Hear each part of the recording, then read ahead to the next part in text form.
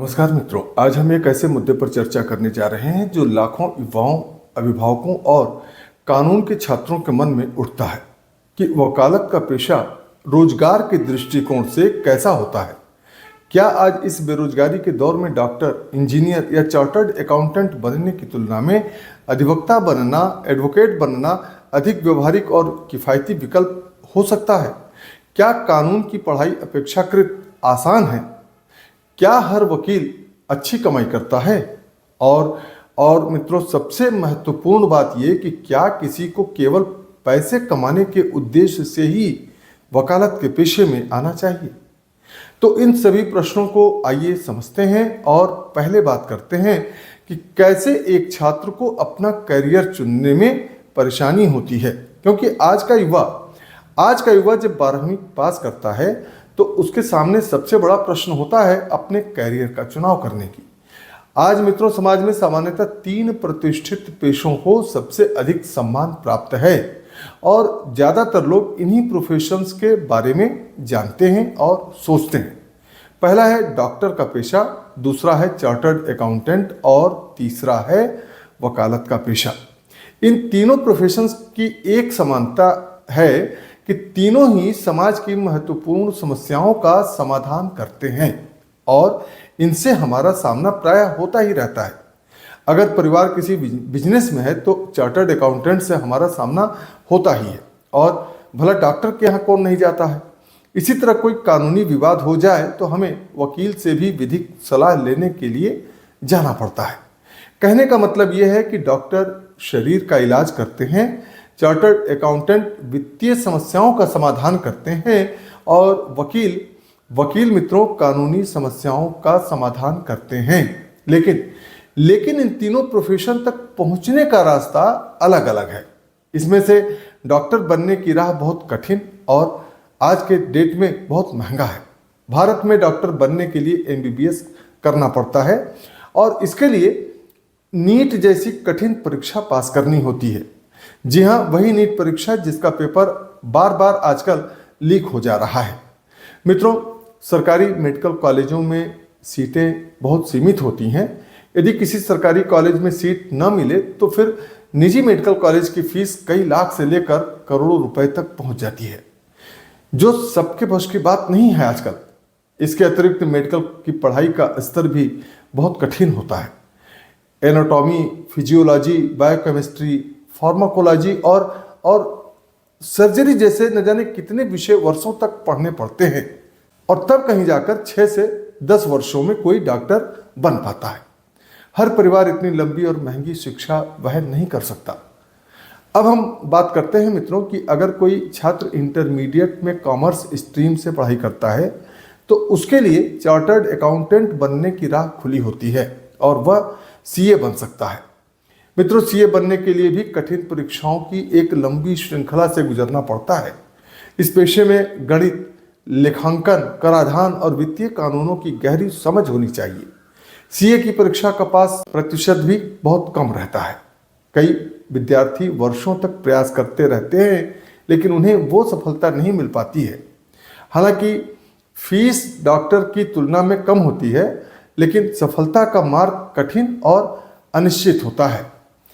अब अगर हम बात करें वकालत पेशे की और ये समझें कि वकालत का रास्ता अपेक्षाकृत सरल क्यों माना जाता है, तो हम ये कह सकते हैं कि चूंकि कानून की पढ़ाई मुख्यतः सामाजिक विज्ञानों से जुड़ी हुई होती है और मनुष्य एक सामाजिक प्राणी है, इसलिए हमें कानून के विषय को समझने में आसानी होती है। हम बहुत आसानी से समझ लेते हैं।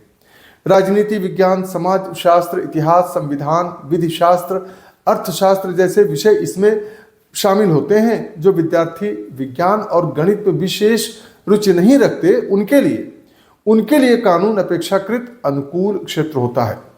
LLB या BLLB की फीस भी अधिकांश सरकारी विश्वविद्यालयों में बहुत कम होती है और अब तो प्राइवेट लॉ कॉलेज भी बहुत अधिक खुल रहे हैं। जैसे कि उत्तर प्रदेश के गोरखपुर जिले में ही आज की तारीख में लगभग 8-10 लॉ कॉलेज हैं जहां लॉ की अच्छी पढ़ाई हो रही है।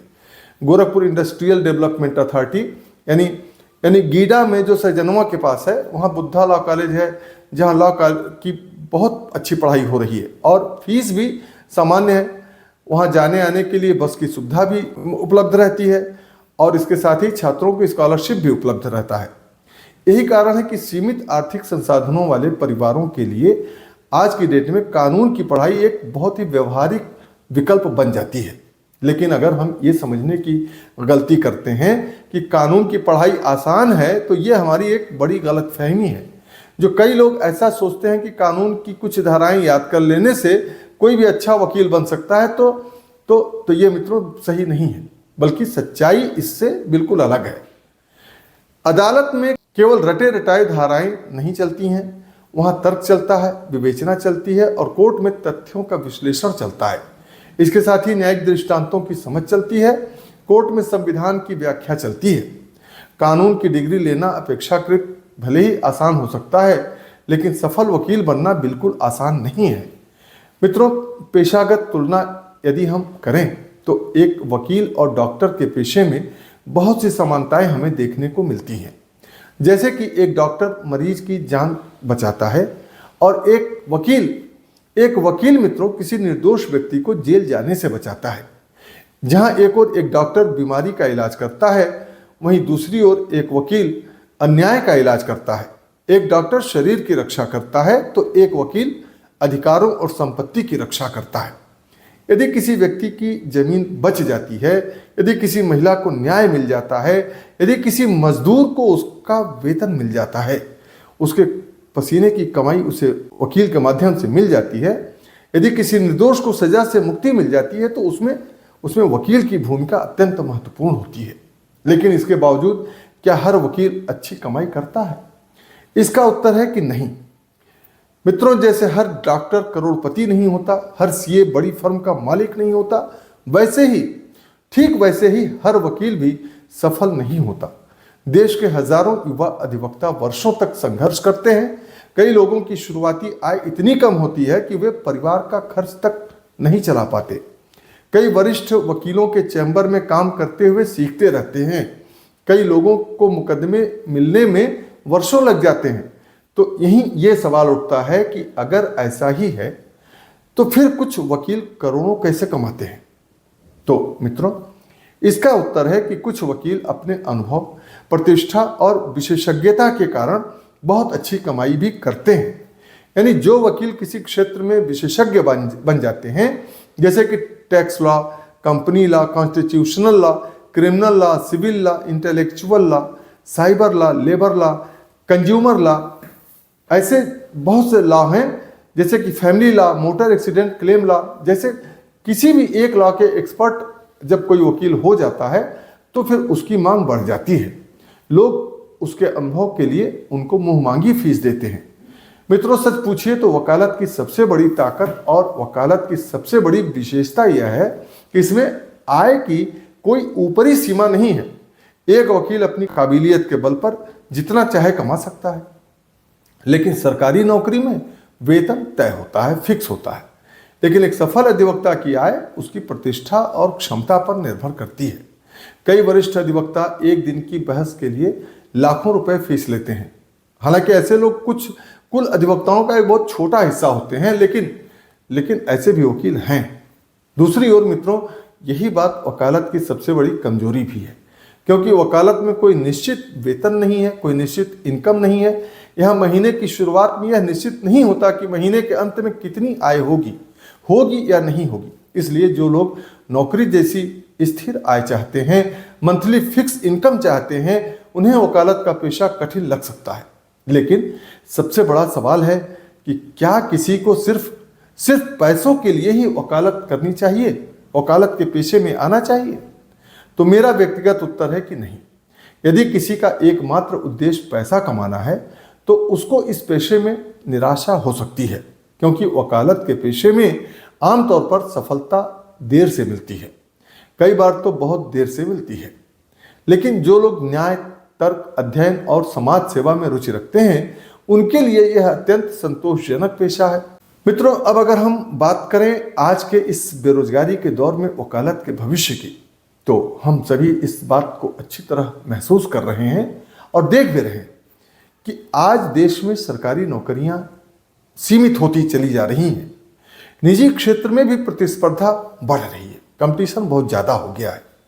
ऐसे समय में स्वतंत्र पेशे का महत्व बढ़ जाता है।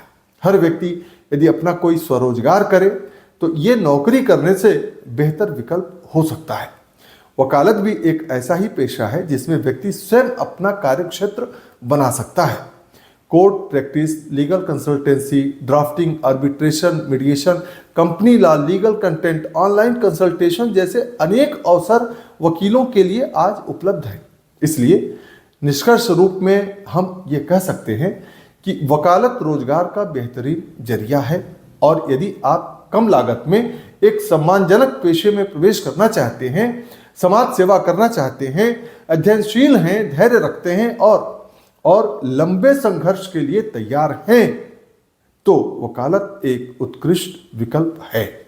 लेकिन यदि आप डिग्री लेते ही निश्चित आय, तत्काल सफलता और आर्थिक स्थिरता चाहते हैं, तो वकालत आपके लिए चुनौतीपूर्ण साबित हो सकती है। मित्रों, वकालत केवल कमाई का माध्यम नहीं है, बल्कि यह न्याय, अधिकार और लोकतंत्र की रक्षा का माध्यम है। और शायद इसी कारण समाज में वकील का स्थान केवल एक पेशेवर का नहीं होता है, बल्कि न्याय व्यवस्था के एक महत्वपूर्ण स्तंभ के रूप में होता है। मुझे उम्मीद है इस वीडियो में दी गई जानकारी और तुलनात्मक विश्लेषण के बाद आपको अपना कैरियर चुनने में आसानी होगी। और यदि आप LLB करना चाहते हैं तो वकालत पेशे की गरिमा को समझकर ही आप इस क्षेत्र में पूरी तैयारी के साथ आएंगे और सफलता की बुलंदियों को हासिल करेंगे। मेरी शुभकामनाएं आपके साथ हैं। मित्रों, आपसे होगी फिर मुलाकात। तब तक के लिए नमस्कार।